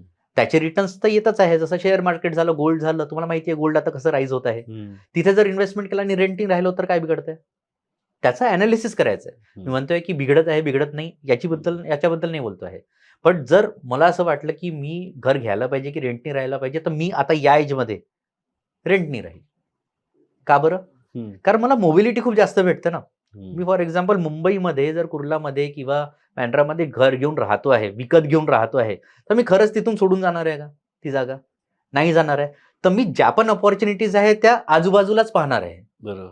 पण अपॉर्च्युनिटी खूप मोठीवाली माझ्या जवळ आली तर ती मी निग्लेक्ट करणार ऑब्व्हियसली. हम्म. बट जर मी रेंटनी राहतोय तर ऑब्व्हियसली ती अपॉर्च्युनिटी माझ्यासाठी आज पण अपॉर्च्युनिटी राहणार. हम्म. राईट. हम्म. तर एका स्टेजवरती जेव्हा तुम्हाला वाटतं की तुम्ही खूप स्टेबल झाले आहे, जेव्हा तुमच्याकडे इतकं कॅपिटल आहे की लोन न घेता तुम्ही घर घेऊ शकता, हम्म. तेव्हा मला वाटतं घर घेण्याचा विचार केला पाहिजे आपण. आपण सगळे GGC बद्दल बोललो, GGC चे कोर्स कसे झाले. तुम्ही आज एक शिक्षक म्हणून पण इकडे आहात, तुम्ही कोर्स म्हणून पण आहात. पण थोडं GGCच्या टीम बद्दल सांगा की Yes. कोण कोण आहे GGC मध्ये, तुमच्या अराउंड कोण कोण आहेत आणि कशी ऍज अ टीम सुरुवात कशी तुम्ही एकत्र आलात आणि म्हणजे फाउंडर्स कोण आहेत का, Yes. पॅनल मॅनेजमेंट मध्ये कोण आहे? मी आणि हम्म. सुमित ताजपुरिया, आम्ही दोघं मित्र Okay. ज्यांनी CA एकत्र केलं. CA अच्छा. फर्म पण एकत्रच टाकली आणि त्याच्यानंतर बेसिकली आम्हाला हा गॅप समजला. आणि हम्म. त्याच्यानंतर जसं तुम्हाला सांगितलं की कोणता पण CA एका दुसऱ्या फ्रेम मध्ये जायचा प्रयत्न करतो. Correct. तसंच मी आणि सुमित आणि सोबत रितिका आमची आहे, सुमितची wife. Okay. So we are core management. याच्यात एक लाभेश आहे, अश्वनीत आहे. We are core management people जे या सगळ्या दृष्टिकोनांबद्दल विचार करतात. ब्रेन स्टॉर्मिंग आमचं होतं. ओके. आणि त्याच्यानंतर we have ample of team including multiple data analyst, counsellors, स्टुडंटसाठी काउन्सिलर्स पण आहेत भरपूर सारे. तर आमचं सेटअप मोठा आहे आणि त्याच्यामुळे आम्ही हे इफिशियंटली करू शकत आहे. तुमचं काम आणि जेव्हा आम्ही तुमची वेबसाईट वगैरे बघत होतो, आम्ही आपले प्राईम मिनिस्टर बरोबरचे काही फोटोज आणि काही गोष्टी Yes, त्याच्यावर yes. बघितल्या आणि सरप्राईज झालं की अरे काही आपली मराठी लोक आहेत एका शहरातली ज्यांनी व्यवसाय yes. सुरू केला आणि तो इतका मोठा केला की थेट प्राईम मिनिस्टर पर्यंत. तर त्याच्याबद्दल आम्हाला सांगा की हे कसं घडून आलं. खूपच वंडरफुल होतं हे. हम्म. खूप छान वाटलं जेव्हा हे झालं. आता कसं झालं, आता नशिबाचा पण खेळ असतो खूप बढिया. हम्म. आणि तिथे आपले इंटेन्शन्स मला वाटतं खूप मॅटर करतात. हम्म. तर आमचं जे इंटेन्शन होतं ना की युथला स्किल्स द्यायचे आहे, कारण स्किल्समुळे ते एम्प्लॉयबल नाही होत आहे. बरोबर. तर ही एक स्टार्टअपची आयडिया होती. आम्ही स्टार्टअप आहे. हम्म. तर एक स्टार्टअपची आयडिया आम्ही बनवलेली. त्याच्यात आता इतके सगळे कोर्सेस बनवून रेकग्निशन्स भेटलं. हे कोणत्या तरी माध्यमातून PMOला माहिती झालंय. हा. ठीक आहे. तर आता कारण आम्ही मल्टिपल युनिव्हर्सिटीज सोबत रेकग्नाइज्ड आहे कोर्सेस, हम्म. मल्टिपल कॉलेजेस सोबत आहे. ठीक आहे. आता आमचं बिझनेसमॅन सोबत पण खूप जास्त इंटरॅक्शन्स आहेत. हम्म. अजून कोअर स्किल डेव्हलपमेंटमध्ये नागपूर सारख्या जागेवरनं हे लोक येत आहे बा. हम्म. तर PMO मध्ये माहिती झाली. प्राईम मिनिस्टर सरांनी आम्हाला बोलवलेलं इंटरॅक्शनसाठी. तर he is a wonderful aura person. हम्म. त्यांचा जेव्हा ऑरा आम्हाला समजला तेव्हा आम्हाला अजून स्ट्रेंथ भेटली की असं करत राहायला पाहिजे ऑब्व्हियसली. आणि त्यांनी म्हटलं की खूप छान आहे, सेम चालू द्या. अजून त्यांनी 1 मिनिटं न देता आम्हाला 10-15 मिनिटं दिले. भरपूर वेळ असतो त्यांच्यासोबत हो. आणि खूप आवडलं त्यांच्यासोबत आम्हाला. 10-15 मिनिटं म्हणजे खरंच खूप खूप झालं. वेळ झाला. तर त्यांच्यासोबत इंटरॅक्शन करून आम्हाला खूप आवडलं आणि अजून प्रोत्साहन भेटली की आम्ही या वाटेवरती अजून समोर चाललं पाहिजे. खूपच चांगलं. जसं आपण आता तुमच्या व्यवसायाबद्दल बोललो, टीमबद्दल बोललो, अचीव्हमेंट्स आणि सगळं बोललो. ह्या सगळ्यांमध्ये स्वतःसाठी वेळ मिळतो का? आणि जसं तुम्ही आज लोकांच्या स्किल डेव्हलपमेंट आणि याच्यासाठी राबताय, तुम्ही कोर्सेस करताय. स्वतःला अपग्रेड करण्यासाठी, स्वतःच्या विरंगुळ्यासाठी, त्याच्यासाठी एक पर्सनल जर्नी काय आहे? जर संग्रामची एक पर्सनल साइड जर बघायची असेल तर ती काय आहे? माझ्या पर्टिक्युलर आवडी-निवडी का तुम्ही Yes, yes. विरंगुळा म्हणून काय कुठे जाऊन तुम्ही की एवढं हेवी जेव्हा तुम्ही काम करता, how do you blow off some steam? तुम्ही काय करता असं की जिकडे तुम्ही मेंटल रिलॅक्सेशनमध्ये जाता? आता आपण मेंटली पण खूप ड्रेन होतो हं, आणि फिजिकली पण खूप ड्रेन होतो. हं, जे वर्क लाईफ बॅलन्स म्हणतात ते खूप डिफिकल्ट वाटतं मला, ते पण मिथच वाटतं. हं, भरपूरदा जेव्हा आपण खूप जास्त मेहनती असतो हं. आणि आपल्याला काहीतरी अचीव्ह करायचं असतं, तर इथे माइंडसेटचा खेळ अगेन आहे. जर आपल्याला ते खूप जास्त ड्रेनिंग वाटत आहे, तर एक ऍक्टिव्हिटी आपण पकडायला पाहिजे जिथे ते ड्रेन आउट फ्रस्ट्रेशन करू शकतो. तर माझ्यासाठी ती ऍक्टिव्हिटी क्रिकेट आहे. अच्छा. मी स्पोर्टी पर्सन आहे खूप जास्त. I Okay. Play cricket. I make sure की दर महिन्यात मी 2-3 अजूनही cricket खेळता? अजूनही खेळतो मी ओके. क्रिकेट. तर आमचं जसं CAPL लीग सीए ऑर्गनाईज हो. करतात इन्स्टिट्यूट इज गुड इनफ की त्यांना माहिती आहे व्हॉट वी गो थ्रू. हं. ड्यू डेट्सचं कंटिन्युअस प्रेशर राहतं. आता त्याच्यात फ्रस्ट्रेशन कुठे काढणार माणूस? घरी नाही काढू शकत. लग्न झालंय माझं. बट माझी बायको पण खूप सपोर्टिव्ह आहे. तिला पण समजतं हे की चांगलं यार सांभाळलं तुम्ही. ऑब्व्हियसली करावं लागेल ना. बट नो ट्रुली ती खूप सांभाळते या गोष्टींना. तर तिला माहिती आहे की तिच्या रिस्पॉन्सिबिलिटीज काय आहे, मला माहिती आहे माझ्या रिस्पॉन्सिबिलिटीज काय आहे. तर ते ताळमेळ लकीली खूप चांगलं भेटलं आहे. अजूनही स्पोर्ट्स नक्कीच खेळतो. मी नेहमी तिला म्हणतो की क्रिकेट माझी पहिली गर्लफ्रेंड आहे. बापरे! Yes. आणि ती तुम्हाला अजूनही भेटू देते ही खूप चांगली गोष्ट आहे. Nice. So cricket is something तुम्ही अजूनही तुमचं Yes, चालू आहे. yes. मग आपल्या सीए प्रीमियर लीग वगैरे मध्ये काय हम्म. मॅन ऑफ द मॅच वगैरे कसं म्हणजे काय करता बॅटिंग बॉलिंग ऑलराऊंडर आहे अच्छा Yeah, इकडे yeah. पण ऑलराऊंडर आहात. You can say that. Okay. Cricket व्यतिरिक्त क्रिकेट व्यतिरिक्त मी चेस खेळलोय नॅशनल लेवलवरती, state level carrom player, singing करतो, डान्सिंग करतो. हे सगळं अजूनही चालू आहे डान्स सिंगिंग वगैरे बिलकुल नाही राहू शकत आपण त्याशिवाय नाही राहू शकत. खूप चांगलं आहे पण म्हणजे व्हॉट इज लास्ट कधी डान्स केलेला आठवतोय? चला किस्सा सांगतो एक. हा. डान्सिंग मी आता जस्ट एका सेमिनार मधून चालू केलं. तुम्ही एक सेमिनार डान्सनी सुरू केले. येस. ओके. मी त्या कॉलेजमध्ये पोहोचलो हम्म, आणि कॉलेजमध्ये पोहोचल्यानंतर तिकडे फेस्ट चालू होता. हम्म, मी गेलो होतो वर्कशॉप घ्यायसाठी. हम्म. आता जेव्हा मुलं क्लासरूम मध्ये आले तर त्या क्लासरूमची वाईब्स आपल्याला समजून जाते भरपूर सारे सेमिनार केल्यानंतर. तर मला वाईब थोडी ऑड वाटली. तर मी त्यांना गेल्याबरोबर माझ्या इंट्रोडक्शनच्या पहिलेच त्यांना क्वेश्चन केला की कुठून येत आहे बा तुम्ही? तर काही मुलांनी म्हटलं की सर डान्स प्रॅक्टिस चालू होती फेस्ट आहे. तर मग मी आता म्हटलं की आपल्याला टोन सेट करायचं आहे आणि पहिलेच ॲज अ CA चाललो आहे मी. तर लोकांना नॉर्मल असतं की CA आहे, खूप जास्त मोठ्या मोठ्या गोष्टी करतील हम्म. फायनान्सबद्दल. तर टोन सेट करायचा होता मला. तर मी तिथनं काही मुलं बोलवले, म्हटलं कम ऑन द स्टेज. 1-2 मुलांना म्हटलं की तुम्हाला मला एक डान्स स्टेप शिकवायची आहे, या तुम्ही स्टेजवरती. ते स्टेजवर आले. बट नंतर स्टेज फिअर तिथे मला दिसला त्यांच्यामध्ये. हम्म. त्यांना डान्स येत होता. मग टेबल्स टर्न आणि मी त्यांना 2 डान्स स्टेप शिकवल्या आणि मग ते गेले. आणि तिथून तो एक टोन सेट झाला. मी अगेन म्हटलं होतं की आपल्याला एक फ्रेंडली टोन ठेवून मुलांना शिकवलं तर मुलं खूप चांगले कनेक्ट होतात. तर मी ते तिथे एक्सपिरियन्स पण केलं थ्रू डान्स. म्हणजे तुमच्याच भाषेत बढिया एकदम. आणि आपला स्टुडिओ थोडा छोटा आहे ना तर 1-2 स्टेप आपण इकडे पण करून घेतल्याच असतात यांच्याकडून. सिनेमा म्हणजे आता अकाउंट्स आहेत तर मी रिसर्च करताना बरेच असे अकाउंट्स रिलेटेड काही कॅरेक्टर सिनेमा का अकाउंट्स या गोष्टीवर सिनेमे झाले तर हा, तुमच्या हा. असे काही आहेत का लक्षात? मी खूप मूवी बफ आहे, खूप छान. हम्म. अजून शॉशँक रिडेम्पशन आठवतं मला. Of course Accountant? Yes team Robbins. Yes yes. Yes yes. तुमचं काय होतं त्याच्याकडनं एक्सपिरियन्स? म्हणजे खरंच जेव्हा आपण बोलत होतो तेव्हा रिअलाइज झालं की अरे त्या मूवीचा जो हिरो आहे हा. तो एक अकाउंटंट होता. येस आणि येस. त्या अकाउंटंटच्या नॉलेजमुळे तो त्या म्हणजे नुसतं जेलच्या सगळ्या अथॉरिटीजचा कॉन्फिडन्स घेणं, True. बाहेर पडल्यावर पैशाची सोय करून सोय करून ठेवणं, ठेवणं. हे येस. सगळं कारण तो एक अकाउंटंट होता. Exactly. Accountants are majorly all-rounders.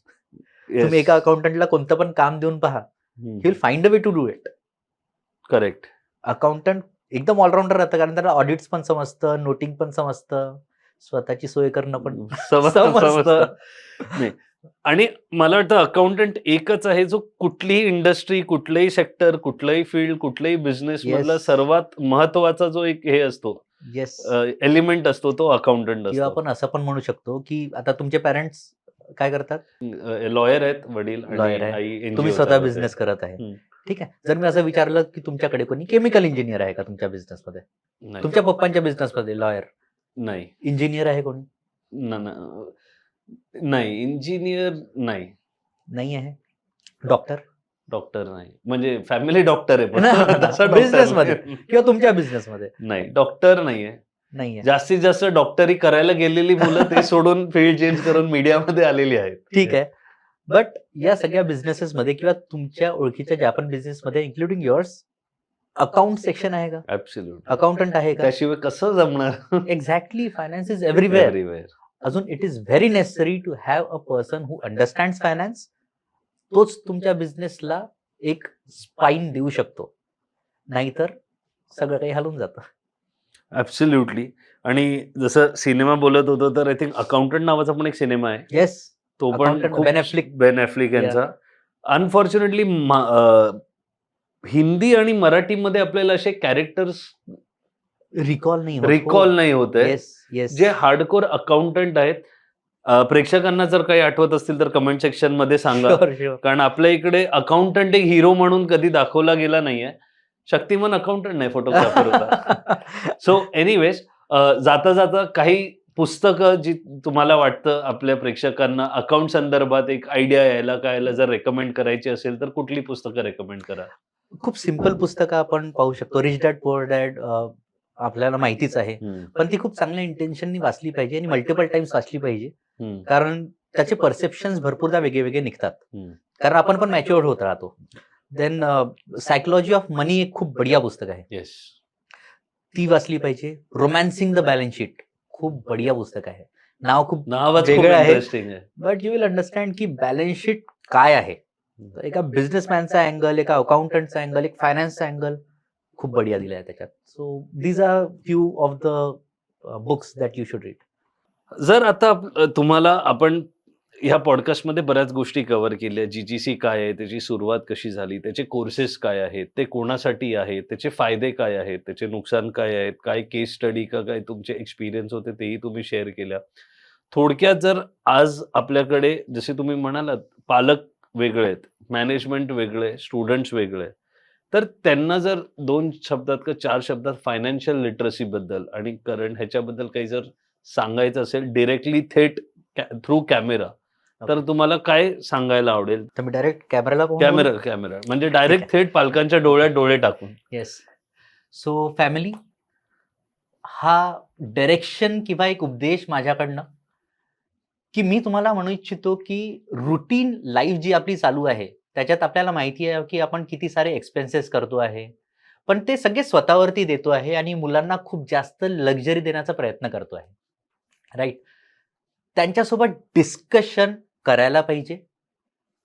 7-8 वर्षाचे का नसो, त्यांच्यासोबत आपण फायनान्शियल डिस्कशन जरूर केले पाहिजे, कारण जेव्हा ते मोठे होतील ना, तेव्हा त्यांना अडचण नाही जाईल फायनान्शियल थॉट प्रोसेसमध्ये बांधायची. त्यांना पहिलेपासून माहिती राहील, तर टॉपिक नवीन नाही वाटेल, मटेरियलिस्टिक नाही वाटेल आणि कॅचेबल वाटेल. तर ही एक तुमच्याकडनं विनंती आहे की मुलांसोबत रोज फायनान्सच्या काही ना काही गोष्टी जरूर करा. थँक्यू. आणि पेरेंट्स ज्यांना नाही समजत आहे ते सगळे जीजीसीचे कोर्स करा, म्हणजे तुम्हाला पहिले फायनान्स बद्दल कळेल, मग तुम्ही तुमच्या मुलांशी बोलू शकता. येस. Thank you so much. आज तुम्ही इकडे आलात. आज जीजीसीचे संग्राम आपल्यासोबत वेळ काढून आलेत. त्यांनी आपल्याला, ते स्वतः एक सीए आहेत, सीए बरोबर क्रिकेट खेळतात, सिंगिंग करतात, डान्सिंग करतात, सेमिनार घेतात. 20,000 पेक्षा जास्त स्टुडंट्सना आजपर्यंत त्यांनी ट्रेनिंग दिलंय, ते सेमिनार्स घेतात, एवढं सगळं करतात. आज त्यांनी आपल्याला अकाउंट्सचं महत्त्व काय आहे, त्यासोबत अकाउंट्स हे फन कसं आहे, अकाउंट शिकणं किती गरजेचं आहे, आणि अकाउंट्स हे प्रत्येकाला ह्याची माहिती असली पाहिजे आणि ती माहिती असली पाहिजेसाठी ते काय प्रयत्न करतायत आणि म्हणून त्यांनी काय-काय कोर्सेस टाकलेत.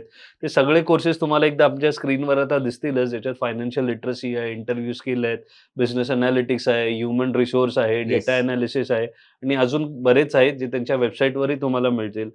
अच्छा, ते कोर्सेस आहेत, पण ते अत्यंत रिझनेबल म्हणजे खरंच ₹500 पासून सुरू होतात. तर मला वाटतं प्रत्येकाला ते ॲक्सेसिबलही आहेत.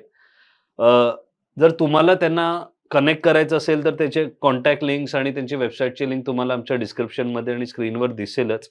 अ, आज एक मराठी व्यावसायिक आणि बिझनेस एंटरप्रेन्योर म्हणून ते आपल्यासोबत आलेत. त्याचाही एक अभिमान आहे आणि जसं आपण म्हणतो प्रत्येक वेळेला एक मराठी बिझनेसमॅन आमच्या मंचावर आला, थोडीशी मराठी अस्मिता वर जाते. कारण हां. कुठेतरी आम्हाला पण खूप सारे मराठी व्यावसायिक असले पाहिजेत, ही एक इच्छा आहे आणि त्याच्यासाठी मराठी मूळ प्रयत्न करतोच आहे, की लोकांपर्यंत मराठी व्यवसाय काय असतो, व्यावसायिक विचार कसा करतो, पोहोचवणं म्हणजे अजून बरेच एंटरप्रेन्योर आपल्या समाजातून निघतील. खूप छान. तर सर वेळ काढलात, इकडे आलात, आम्हाला एवढ्या सगळ्या गोष्टी सांगितल्यात. वेळ असा आहे, की बोलायला तर आपण मग खूपच बोलू शकतो. हां. पण थोडक्यात तुम्ही आम्हाला एवढी सगळी माहिती दिली ह्याबद्दल धन्यवाद. आणि परत आपण काहीतरी मराठी मूड बरोबर नक्की, करूच. म्हणजे लोकांना तुम्हाला काही जर प्रश्न वगैरेही असतील, तर तुम्ही आमच्या कमेंट सेक्शनमध्ये टाका. आम्ही ह्यांच्यापर्यंत पोहोचवू आणि ह्यांच्याकडून त्याची उत्तरं घेऊन परत तुमच्यापर्यंत ते पोहोचवू. येस. आज इकडे आला त्याबद्दल सर खूप खूप धन्यवाद. Thank you too you too. Yes. खूप छान वाटलं मला. तर कसा वाटला तुम्हाला आमचा एपिसोड आमच्या फायनान्स आणि बिझनेस एंटरप्रेन्योर सीरीजमधला तो पण आम्हाला सांगा. या एपिसोडमध्ये एवढंच. जय हिंद, जय महाराष्ट्र.